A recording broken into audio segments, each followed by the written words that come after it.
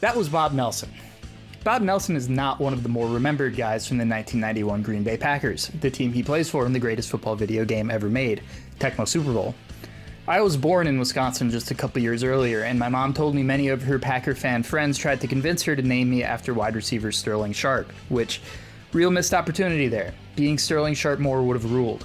There was quarterback Don the Magic Man Mikowski. I'm sure a few people remember him.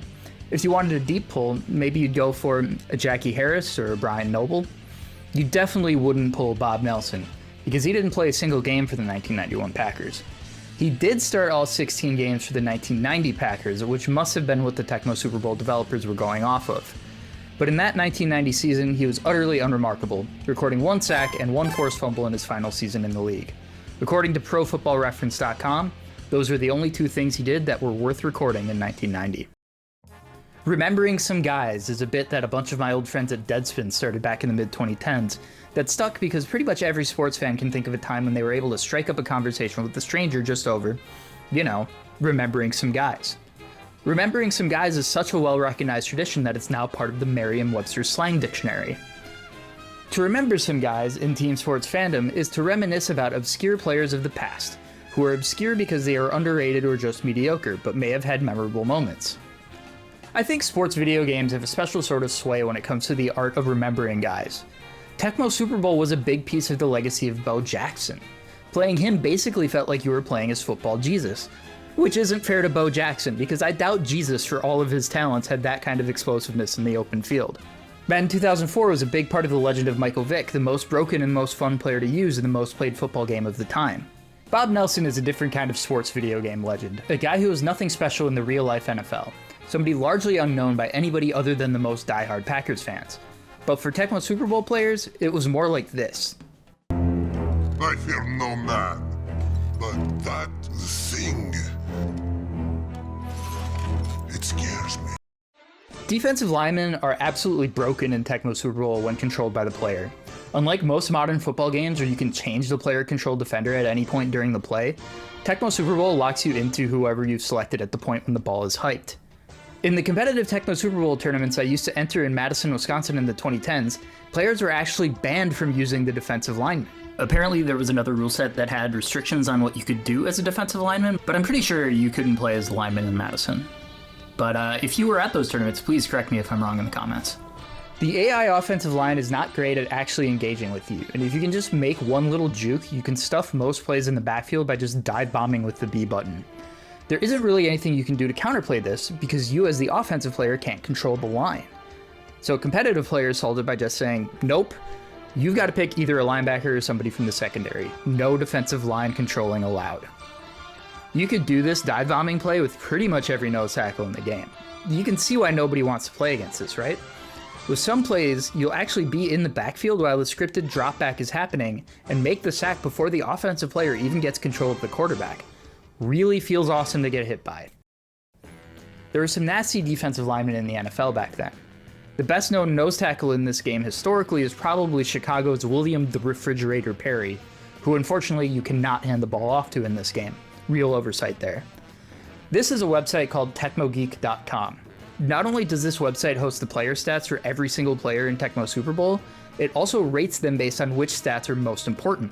For a defensive lineman like the Fridge, you're looking for hitting power and rushing power above all, with a little bit of weight put on speed and interceptions. The Fridge does pretty well.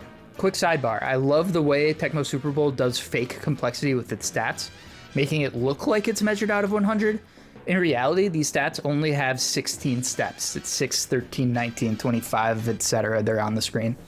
But you'd have to be a huge nerd to ever notice that, right? Anyway, the Fridge checks in as the 16th best defensive lineman by Tecmo Geek's rankings.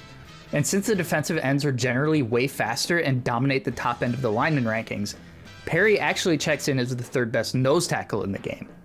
Number 1 was Detroit's Jerry Ball, who would rattle off the 3rd of 3 consecutive Pro Bowl seasons for the Lions in 1991.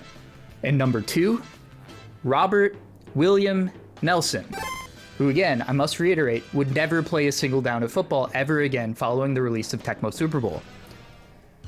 Bob stands out purely because of one statistic: rushing power. The stats in Tecmo Super Bowl are a bit tough to understand just from their names. There are 3 stats that all work in tandem to determine how fast players move: running speed, rushing power, and maximum speed, which all kind of sound like they could be the same thing. Basically, the way to think about these stats is that you start at running speed, you top out at maximum speed, and rushing power determines how fast you accelerate from the former to the latter. This is why I'm mostly sure that Bob is a happy little accident in Tecmo Super Bowl's code. We can sort defensive linemen by rushing power and... Damn, Bob, what got into you? The same pattern holds for linebackers and secondary players, by the way. No other defensive player has a rushing power of more than 56. And while Bob's running speed of 25 is literally as bad as it gets, and his maximum speed of 38 is merely mediocre, you saw how little time it took to break plays open with Bob. The fact that he builds up speed quickly matters so much more than a high maximum speed. These plays are over before that maximum speed would matter at all. Defensive players are also coded to have much higher maximum speeds than offensive players, which is why it's pretty much always possible for the defenders to catch offensive players if a play takes long enough to develop. A defensive player with a minimum max speed will end up faster than an offensive player with a perfect max speed if the play takes long enough, although just barely. That means Bob is very quickly accelerating to a maximum speed that, while underwhelming among defensive players, is insanely fast compared to everybody on offense. Even if you don't use the busted strategy of diving for easy sacks, Bob can easily run into the backfield and blow up plays with his speed, or even catch up a running back that looks like he's about to break through the line. Alright, so back to the initial point I was making about remembering guys. Bob Nelson was an incredibly talented athlete. You do not make the National Football League without being special in some way. Size, speed, athleticism, grit, determination, whatever. In some way, Bob was special, or else he wouldn't have even been in this game. Pro Football Reference, by the way, says Bob measured 6'4", 274 pounds. Not a guy I'd want to have to block. But I also think it's fair to say that nobody would be remembering Bob if it wasn't for this game. I looked up Bob Nelson Packers on YouTube. The first results are some stand-up comedy bits by a guy named Bob Nelson. Then finally, past a few more stand-up videos, there's a highlight video of the 1990 Green Bay Packers. Bob Nelson gets mentioned once, and I love that the one play they show him making here is basically what his busted Tecmo Super Bowl plays look like. All of this is to say, Bob Nelson is not a guy remembered by very many football fans. And yet, there's a whole community of people out there who would instantly know who you were talking about if you referred to Bob Nelson, and they would react with the appropriate fear and respect. Is it huge? No, but there is a competitive Tecmo Super Bowl scene out there, and I've personally entered multiple live tournaments with literally hundreds of players. It's probably a bigger world than you'd expect. And these people all know who he is because of what I have to assume is a typo that set his rushing power to 69. Nice. Bob Nelson will always be a demon to the people who played and loved this game, even if that has very little to do with the Bob of real life. And I don't really know what to make of that. That whole remember some guys thing was kicked off by a guy named Vic Ballard. Remember him? I bet you don't. He played 2 years for the Indianapolis Colts in 2012 and 2013, only playing one game in that final season before falling out of the NFL forever. If you're a normal person, even a normal Colts fan, there's no real reason to remember him. And that's just the way it goes. He's far from the only guy to go unremembered. It's the most likely fate of your typical pro athlete, and it easily could have been Bob's fate. But thanks to the cult power of Tecmo Super Bowl, Bob has been remembered far beyond many of the players of his generation. I think it speaks volumes to just how much power these great sports games had, just how formative these memories were for so many of us, and just how annoying it was to get sacked over and over again by Bob goddamn Nelson. Thanks for watching another episode of the Jackie Peanuts Sports Machine.